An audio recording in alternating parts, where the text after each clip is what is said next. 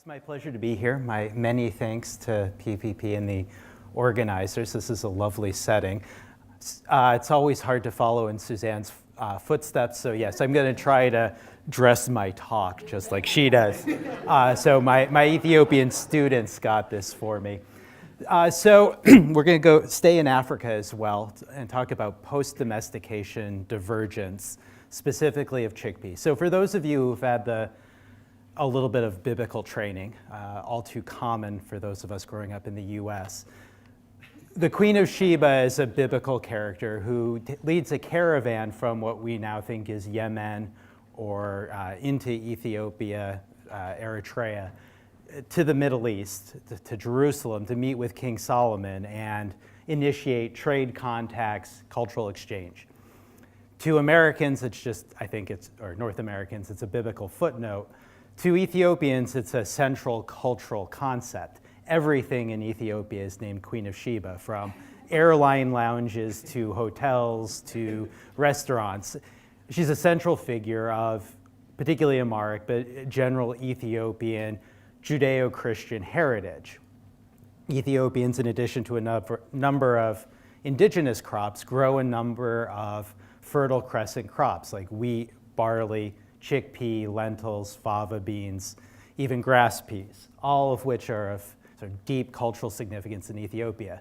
As Eastern Orthodox Christians, chickpea is a particularly relevant cultural significance because, like Catholics, they don't eat meat on Fridays, but also Wednesdays through the equivalent of Lent, for a total of about 180 fast days a year where they don't eat meat. So tracking the origin of chickpeas in Ethiopia is one of our interests. I date this interest in part to Nikolai Vavilov, the great Russian plant collector and geneticist who did the first Western systematic collections in Ethiopia and elsewhere. In his collecting, for which he ultimately lost his life, following the great Soviet famines of the early 1920s, he assembled a huge and the first large-scale systematic collection of plant agrobiodiversity. So he and his staff managed to collect about 220,000 seeds or cuttings, propagules of different cultivated crops. He himself, and this is sort of a knock at my fellow countrymen who are generally linguistically challenged, he managed to learn about 15 languages, at least to some extent, in his collecting across 6 continents. This is a substantial legume collection alone, but the full breadth of the collection is impressive, all before the beginning of the Second War. So this collection forms a unique resource, because they still have it, with which we can track crop movement before Green Revolution activities began to further intermix crop gene pools. I want to track this in chickpea. For those of us in the West, this is likely how we recognize chickpea. This is the Kabuli type of chickpea, named after Kabul, and it's pretty much the entirety of what we have in the West. For those who are familiar with South Asia, this type is more common in South Asia as well as Ethiopia. It's called desi. It has a somewhat bitter taste from the anthocyanins and condensed tannins in its seed coat. So in India, it would be rubbed off in making chickpea flour for things like samosas. And in Ethiopia, this dark seed coat gives it the distinct flavor that Ethiopians expect in shiro. But this is the greater diversity of the wild type. So we've been able to track this through a large project I'd like to acknowledge. This is work, and the rest of what I'll talk about is largely funded by the USAID Feed the Future Innovation Lab. For those of you who have seen USAID funded talks before, they have a rule that their funding logo has to be larger than the others. But this project is in fact funded by several other groups. We have partners in 9 countries, 25 institutions, many with their own funding.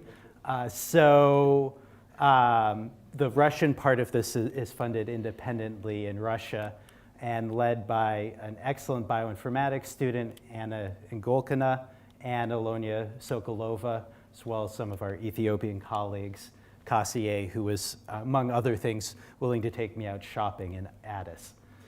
So what we've done is taken 500 pre-Green Revolution chickpea land races from the Vavilov Institute.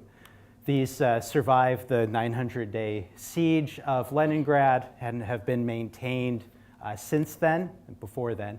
And Anna reworked tree mix to test alternative hypotheses about how chickpea was dispersed across its cultivated range. So one of the ideas we wanted to test is how chickpea got into Ethiopia. As I showed from the picture, the type that they grow looks more like a South Asian chickpea. But based on cultural lore and the other Middle Eastern crops in Ethiopia, you might suggest a Fertile Crescent origin. So we can test these alternative hypotheses using the framework of tree mix, reworked to give us support for alternative trees. We also test for the origin of Kabuli. So based on linguistics, it should come from Central Asia, from Kabul. There is now it's difficult in the archaeological record to separate Desi from Kabuli. It's a seed coat character or a flower color character. So it's difficult to assess from archaeological remains. There is a 2,000-year archaeological gap in the Fertile Crescent where chickpea goes from being one of the early founder crops in some of the oldest Syrian or Kurdish remains to being largely absent and then coming back later in the archaeological record as irrigation and likely summer cultivation rose to greater prominence in the Fertile Crescent. Now that could be that we just haven't found it yet, or it could be that it went to Central Asia early in agricultural expansion and then came back perhaps in a different form. So we use the same framework to test this as well.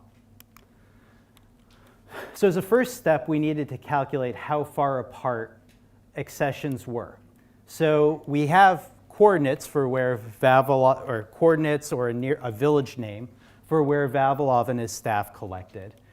We can calculate distance between sites based on geography, and then using the hiker function, a GIS function, to calculate resistance between sites, which should essentially be a road distance. So we can do this over the full old world distribution. And we find that road distance, this distance over resistant surfaces, is a better predictor of genetic difference than geographic distance. So this suggests that people were trading chickpea seeds to some extent along ancient roads. Now then we can use the distribution of different genotypes, Desi and Kabuli, across different parts of the Middle East to test our hypotheses about dispersal. So we start with a tree framework and then test alternate hypotheses, as we have here for the dispersal to Ethiopia. To visualize them, we can paint the 8 chromosomes of chickpea from Ethiopia with whether they have a Turkish, Lebanese, or an Indian haplotype across each of the chromosomes. And what we find are largely South Asian or Indian haplotypes in Ethiopian chickpea, suggesting a mostly South Asian origin. Similarly, in Turkish Kabuli, we find no Uzbeki or Indian origin, but just Turkish origin between Turkish Desi and Kabuli in Turkish Kabulis, suggesting no replacement from out of the region.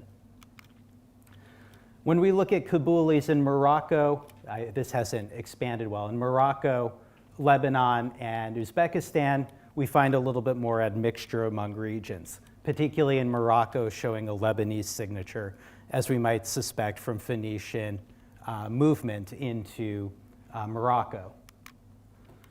So with this framework, we can reject a hypothesis of dispersal of chickpea back into Turkey from Central Asia. Although there's introgression in other regions, it looks like this archaeological gap is simply chickpea being rare, not absent. It looks like the Queen of Sheba's chickpeas are actually a mix of Turkish and South Asian ancestry.